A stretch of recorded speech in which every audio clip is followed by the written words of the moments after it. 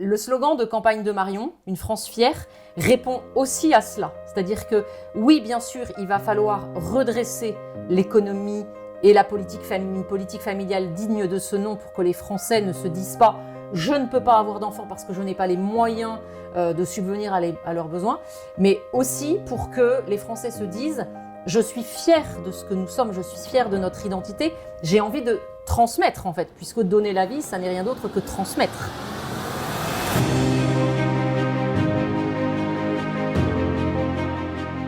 Ma chère Laurence Trochu. Bonjour cher David. Mais quel plaisir de te revoir ici. Quelques années après. On se tutoie, hein, on va pas mentir à nos abonnés. Tu es venue, Laurence, en mars 2022. C'est ça. J'ai vérifié les registres, les archives de la chaîne. 60 000 vues, c'était plutôt un très bon score. J'espère qu'on en fera 2 fois plus aujourd'hui. Merci en tout cas beaucoup d'être là. Merci de ton accueil et de ton invitation pour cet échange que je sais fluide et sympathique. Oui, alors bien sûr, on est heureux que tu sois sur la liste. Hein. C'est vrai que 5e position sur la liste conduite par Marion Maréchal pour les élections européennes qui auront lieu donc le 9 juin. Hein. Nous sommes aujourd'hui fin mai. Tu es 5e, donc tu es en position, comme on dit, éligible. Exactement. Et tous les sondages placent cette liste entre 5 et 8%, même 6 et 8%. 8 même, voilà. Ouais. Donc c'est tout à fait prometteur, on espère en avoir le plus possible évidemment. Alors qu'est-ce qui t'a amené, ma chère Laurence, à cette 5e place? Ça a pris un peu de temps, j'ai cru comprendre que les tractations avaient pris un peu de temps, et puis finalement tu es en position tout à fait favorable. Est-ce que tu peux nous expliquer ce petit parcours? Le parcours, c'est celui je dirais, qui nous lie à Reconquête depuis la campagne présidentielle d'Éric, c'est-à-dire qu'on ne s'est pas perdu de vue, on a continué à travailler ensemble, on a continué de différentes manières, c'est-à-dire nous, en tant que chefs de parti, nous avons continué à nous voir, à nous parler, la plupart du temps de manière assez informelle. Et puis, nos mouvements respectifs ont aussi continué à travailler ensemble en fédération, ce qui fait que quand je me déplaçais entre 2022-2024, eh bien, je retrouvais aussi bien les équipes du mouvement conservateur que celles de Reconquête. Et donc, cette place sur la liste de Marion, elle est la concrétisation d'une alliance qui ne demande qu'à vivre et à se renforcer, parce que je pense qu'en fait, il faut qu'on raisonne en termes de complémentarité. Donc, tu n'as jamais hésité à venir sur cette liste? Ah, absolument pas. Contrairement à ce que certains ont pu penser. Oui, non, absolument pas, parce que je pense que pour les conservateurs, c'est une évidence, en fait, de soutenir la liste menée par Marion, pour 2 raisons. La première, c'est, je dirais, les priorités politiques que nous portons sont, assumées et portées, elles aussi, par Marion et par Reconquête en général. Et puis la deuxième, c'est aussi parce qu'il y a aujourd'hui une urgence en fait de situation qui réclame que toutes les forces vives soient engagées dans cette campagne. Alors qu'est-ce que c'est que le conservatisme en réalité? On va revenir sur les fondamentaux du mouvement conservateur que tu présides. On a en tête la Manif pour tous, Sens commun, mais personne ne sait très bien ce que c'est devenu depuis ces heures de gloire. Moi j'ai en tête évidemment aussi le trait de Disraeli, conserver ce qui vaut, réformer ce qu'il faut. Est-ce que ça peut se résumer à ça, ou est-ce que tu pourrais un petit peu développer ce concept de conservatisme aujourd'hui à la française? Pour moi, il y a quelque chose de plus charnel que ce que Disraeli en dit. Et je cite très bien volontiers Roger Scruton, philosophe britannique, qui nous parle d'un état d'esprit conservateur qui est celui des personnes qui sont attachées à quelque chose, et se référant à un autre penseur du conservatisme, Michael Oakeshott, qui dit, en fait, c'est cette conscience que nous avons que les choses sont fragiles, qu'elles peuvent nous échapper, qu'elles peuvent disparaître, et donc dans ces temps de crise où nous expérimentons justement la fragilité de ce à quoi nous sommes attachés, eh bien nous mesurons la nécessité et l'urgence de les défendre. Alors évidemment, c'est l'intuition d'Éric Zemmour avec l'identité et la culture française. C'est l'intuition des conservateurs et en cela les héritiers de Sens commun, de cette conception même de l'homme avec un grand H qui est en train de disparaître face à des menaces qui nous viennent, je dirais, du transhumanisme, qui nous viennent de la transidentité, de tout le lobby LGBT, etc. Et donc, cette volonté de dire, nous avons à conserver un héritage qui nous est donné de par cette histoire dans laquelle nous nous inscrivons, qui est celle d'une civilisation chrétienne, d'où cette appellation de la droite civilisationnelle. Et il ne faut pas oublier d'ailleurs que la première à avoir fait référence à un changement de civilisation en politique, c'est Christiane Taubira. C'est Christiane Taubira en 2013, garde des Sceaux à l'époque, qui disait à propos de la loi mariage pour tous, avec cette loi, je prépare un changement de civilisation. Voilà. Et quand nous nous sommes inscrits dans la droite civilisationnelle, c'est avant tout en réponse, en fait, à ce projet complètement fou de Christiane Taubira. Ce sont nos adversaires qui font notre identité, finalement. C'est un peu du Sartre dans le texte. On est juif dans le regard de l'autre, disait-il à propos des juifs, mais c'est un peu ça, finalement. Ce sont nos on est français dans le regard de nos adversaires. En fait, ils nous réveillent. Moi, je pense que nos adversaires nous réveillent, et c'est peut-être là, d'ailleurs, notre propre faiblesse, c'est de nous être réveillés un peu tard. C'est-à-dire que les lois, quand elles arrivent, c'est bien parce que des combats ont été portés par d'autres biais que par des biais politiques. C'est parce que, d'un point de vue, conditionnement, les esprits ont été préparés, et la loi, ça n'est que la cerise sur le gâteau. Quand une loi arrive, c'est un projet qui arrive à maturité. Et c'est exactement la même chose avec la loi euthanasie qui est en discussion en ce moment. C'est-à-dire que finalement, et nos adversaires idéologiques ne s'en cachent pas. Tu l'appelles la loi euthanasie et non pas la loi bioéthique? Ah bah, je l'appelle la loi euthanasie parce que ça n'est rien d'autre qu'un permis de tuer qui va être délivré avec tous les garde-fous qui ont sauté d'ailleurs dans l'examen du texte la semaine dernière. Donc, nos adversaires ne s'en cachent pas, hein. Ils nous le disent eux-mêmes. Quand la société sera prête, eh bien, nous irons. Et leur travail, c'est de préparer la société. Alors, on va évidemment parler des lois bioéthiques ou euthanasie, enfin, appelons-les comme on veut, mais en tout cas, ce package, on va dire, hein, GPA, PMA, loi sur la fin de vie, etc. Mais d'abord, je voudrais savoir quel sera ton premier texte, le premier texte que tu porteras au Parlement européen lorsque tu seras le 9 juin prochain élu député. Alors, tu sais, c'est la Commission européenne qui a ce qu'on appelle l'initiative en termes de législation. Donc, en ce sens, les parlementaires ont à se prononcer sur des textes dont ils n'ont pas eux-mêmes l'initiative. Mais on sait très bien, malgré tout, l'agenda, on va dire, de la Commission, hein, il est en tout cas sur les sujets qui me préoccupent, on va dire résumé en 2 mots, inclusion et diversité. Et en fait, à travers ces 2 objectifs-là, qui, si on s'en réfère simplement aux mots, pourraient paraître louables, se cache tout un agenda qui s'appelle d'ailleurs Stratégie 2020-2025, qui est décliné dans les documents de la Commission, et à travers lesquels, en fait, la Commission, je dirais, se mêle de sujets qui ne la regardent pas. C'est-à-dire que tous les sujets qui relèvent de la famille, de l'éducation et presque même de la culture, ce sont des sujets qui n'ont jamais été confiés par les États-nations aux institutions européennes. Donc déjà, on a ce paradoxe que nous allons avoir à nous prononcer sur des sujets qui ne devraient pas être abordés dans les institutions européennes. Mais que les États laissent à disposition. Mais pour autant, on ne peut pas faire la politique de la chaise vide au motif que l'Europe n'aurait pas à se mêler de ces sujets-là. Parce que, évidemment, dans ces cas-là, ça n'a aucun sens d'aller au Parlement européen. Il va bien falloir jouer avec les règles que nous n'avons pas fixées et que nous contestons.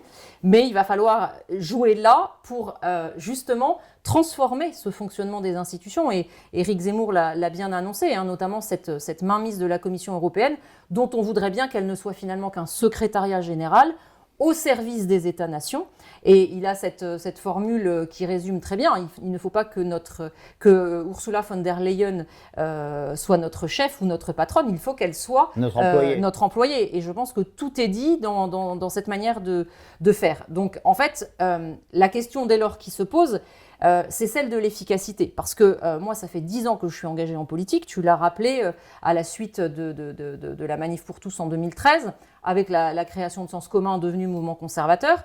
Je pense qu'on a en commun avec Reconquête 2 qualités qui sont la lucidité et le courage. Maintenant, ce qu'il faut qu'on renforce, c'est notre efficacité. Parce qu'on ne peut pas se contenter de candidatures, de témoignages. Il faut que nous choisissions des stratégies qui soient des stratégies gagnantes. Celle que Marion porte et qu'elle a très bien négociée, notamment avec l'aide de Nicolas Bay, c'est de siéger au sein du groupe parlementaire des conservateurs et réformistes européens.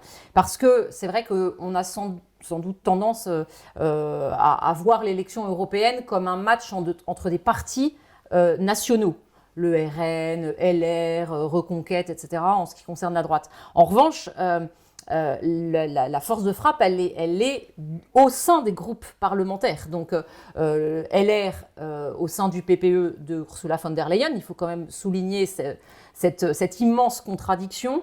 Le RN au sein de ID, qui est un groupe très marginal, très isolé, et puis Reconquête au sein de ECR, qui finalement en fait est le pivot de la droite parlementaire européenne. Donc à même de faire travailler ensemble d'ailleurs des parlementaires qui siègent avec ID et des parlementaires qui siègent avec le PPE. Donc il y a une force de frappe ici absolument stratégique et c'est bien pour cela que Emmanuel Macron, c'est à l'échelle européenne que nous allons le mettre en difficulté avant de le mettre en difficulté à l'échelle française. Oui, c'est ce que dit Marion ce que disent Marion et Éric Zemmour depuis longtemps. En effet, mettre en échec Macron en Europe avant de le mettre en échec aux prochaines élections en 2027 en France. C'est ça. Alors, tu nous as déjà dressé le tableau donc, des groupes européens, ECR auquel appartient Reconquête, ID auquel appartient le Rassemblement National, pour parler des partis français, et puis le PPE auquel appartiennent les LR, les socialistes, les écolos et finalement tout le monde, tous les autres. Oui, les centristes quoi. Les centristes. Oui. Alors, moi la question que je me pose, c'est que va-t-il advenir du Rassemblement National s'ils ont beaucoup d'élus? Est-ce qu'ils vont rester au sein d'ID ou est-ce qu'ils vont rejoindre ECR, auquel cas Reconquête risque d'être un petit peu phagocyté? Est-ce que tu as déjà une idée de comment les choses vont se passer le 10 juin au lendemain de l'élection? On constate, le RN a gagné les 2 précédentes à l'échelle européenne, à l'échelle française, a gagné les dernières élections européennes. Ils sont arrivés en tête. Ça n'a absolument rien changé dans leur capacité d'influence sur les textes européens, précisément parce que ce groupe ID est marginal et isolé et il faut bien le dire, un peu sulfureux, notamment avec cette épine que représente l'AfD, alors dont Marine Le Pen essaye de voilà. Mais la question, c'est celle de la capacité d'attraction d'idées dans une reconfiguration à venir du Parlement européen. Tout ça, c'est très hypothétique finalement. Et nous, on joue beaucoup plus sécurité avec des partenaires avec lesquels les alliances ont déjà été nouées, des partenaires qui chez eux d'ailleurs sont en position de force pour la plupart d'entre eux et avec lesquels nous-mêmes, conservateurs français, nous avons des liens puisque en octobre dernier, j'ai organisé la journée des conservateurs français à Asnières et que nous avons été vraiment très très heureux d'accueillir des conservateurs espagnols, hongrois, italiens, polonais pour cette journée et que en fait les liens se sont renforcés depuis parce que nous avons tous en tête cette formidable envie de travailler ensemble à l'échelle européenne. Et tu es allé récemment, je crois, en Hongrie. Exactement. Alors, tu n'as peut-être pas pu rencontrer Viktor Orban, mais la question est sur toutes les lèvres. Est-ce que Viktor Orban et son parti vont rejoindre le groupe ECR le 10 juin? Viktor Orban nous a dit, parce que je suis allée 2 fois en Hongrie cette année, la première fois à l'occasion du sommet de la démographie en septembre, et puis la deuxième fois là pour le CIPAC, donc, qui est ce grand événement des conservateurs. Il nous a dit qu'il concevait la Hongrie comme une sorte d'incubateur pour les conservateurs européens. Et c'est vrai que quand on va là-bas, on prend un bain de liberté, j'ai envie de dire, parce que tout ce qui en France est policé, interdit, enfermé par ce fichu politiquement correct, ne connaît pas ses limites, voilà, et que la parole est libre et que on ne se prend pas une mise en examen pour dire qu'un homme et une femme c'est différent. Voilà. Il n'y a pas de 17e chambre correctionnelle. Exactement. Il n'y a pas de wokisme et il n'y a pas d'immigration non plus. Et il n'y a pas d'immigration, en tout cas extra-européenne, et puis absolument pas dans les mêmes proportions. Donc ce sont des alliés de poids, et je pense notamment sur tous les sujets démographiques sur lesquels je travaille beaucoup, parce que lors de ce sommet de la démographie en septembre, justement, j'ai beaucoup aimé cette phrase d'Orban qui disait la natalité, c'est pas seulement dans nos poches, c'est aussi dans nos têtes. Et c'est exactement le défi que le vieux continent a à relever. C'est-à-dire que on fait tous le constat d'une chute drastique de la natalité dans nos pays européens. En France, on sait très bien l'expliquer, hein, c'est la politique de François Hollande prolongée par celle d'Emmanuel Macron, détruite en partie il y a 10 ans, avant, hein. Mais détruite en partie il y a 10 ans, et dont on mesure aujourd'hui les conséquences, avec une chute absolument terrible de la natalité, parce que toutes les mesures de politique économique et fiscale afférentes à la politique familiale ont été détruites. Donc, mon inquiétude, elle est là. C'est que ça n'est pas simplement en répondant sur les aspects économiques, fiscaux et financiers que nous réussirons à redresser la natalité. Parce que il y a quelque chose de beaucoup plus profond qui a été atteint, je pense, dans le cœur et dans la tête des Français. C'est ce sentiment que finalement, à quoi bon mettre des enfants au monde dans un pays dont on nous dit qu'ils devraient se renier parce que c'est un pays colonisateur, c'est un pays patriarcal qui oppresse les femmes, c'est une culture toxique, hégémonique, toxique, voilà, que le multiculturalisme devrait remplacer. Et en fait, moi, je suis absolument frappée de voir cette désespérance finalement qui accompagne ce phénomène de dénatalité et qui explique en partie, je pense, le fait qu'il n'y a plus grand sens à mettre des enfants au monde aujourd'hui.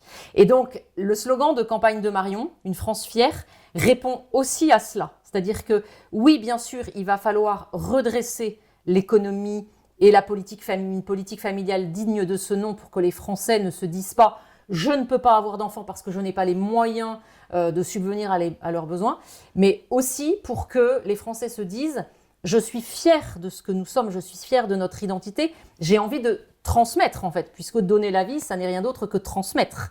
Et c'est pour ça que l'immigration et la démographie sont les deux faces en fait d'un même sujet.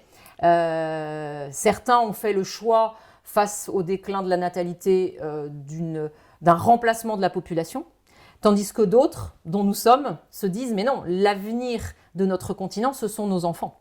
Et qu'en est-il de la Hongrie d'ailleurs? Puisqu'ils n'ont pas d'immigration, est-ce qu'ils font suffisamment d'enfants? Eh ben, en moins de 10 ans, ils ont réussi à redresser de manière absolument incroyable leur taux de natalité, parce que de manière très pragmatique, ils ont donné au foyer les moyens en fait et les aides dont ils avaient besoin. Ça nous paraît complètement dingue en France, mais pour la naissance du troisième enfant, on a la voiture, la voiture qui permet de on vous offre une voiture au troisième enfant ? Ouais.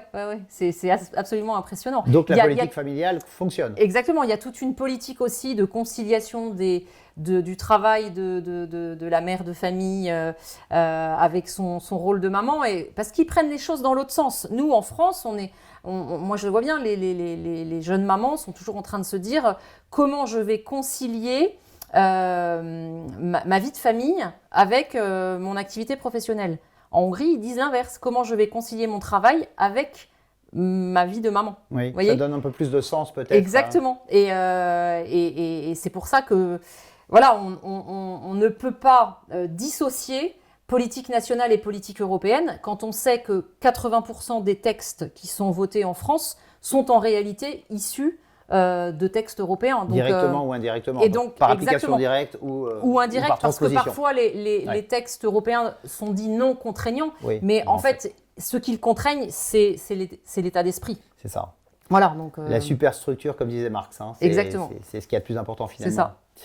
Bon, alors, ECR, le fameux groupe auquel appartient Reconquête, auquel demain pourrait appartenir Orban, s'il décide d'aller vers ECR plutôt que vers ID, parce que c'est pas encore tranché apparemment, ça dépendra peut-être du résultat du scrutin.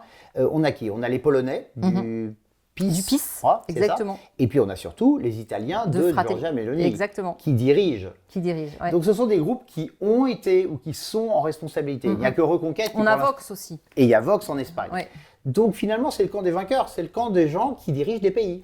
Il faut lire, c'est très très beau, il faut lire la charte qui a été signée à Subiaco en mars dernier, à l'occasion de la fête de Saint-Benoît, qui est la charte des valeurs d'ECR. Vraiment, il faut la lire parce que ça dit cet état d'esprit plein d'espérance pour les nations européennes, ce refus du fatalisme, ce refus de l'idéologie. Qu'elle soit l'idéologie décroissante, écologique, que ce soit l'idéologie woke dont les LGBT sont une déclinaison. Ça dit cette volonté finalement de retrouver la fierté de notre identité chrétienne, la fierté aussi de la beauté de nos paysages dans une écologie qui n'est pas une écologie punitive, mais où l'homme a toute sa place. Ça dit la beauté de la dignité de l'homme, de sa conception à sa mort naturelle. Ça dit tout cela. Et ce qui est beau, c'est qu'au-delà des divergences qui peut-être y avoir sur tel ou tel point au sein de CR, il y a cette unité qui est fondée sur les convictions que nous portons et ce en quoi nous croyons en tant qu'héritiers d'une civilisation. Et vous les incarnez bien, hein, Marion, Guillaume Pelletier, Nicolas Bay, toi-même et même Sarah Knafo, évidemment Stanislas Rigaud, les 6 premiers de la liste sont quand même des chrétiens assumés. Toi, tu reviens, je crois, du pèlerinage de Chartres. Exactement. Ça n'aura échappé à personne. Et Stan y était aussi, Stan Rigaud. Et puis les autres sont juifs, donc mais revendiquent l'identité chrétienne de la France. Éric Zemmour en premier lieu. Donc vous incarnez parfaitement le discours et vous mettez en accord les actes et les paroles, ce qui n'est pas le cas de beaucoup de listes, je crois, en compétition. Moi, j'accorde beaucoup d'importance à la cohérence. Et je pense que dans cette liste Reconquête, il y a des personnalités avec des parcours et des profils distincts.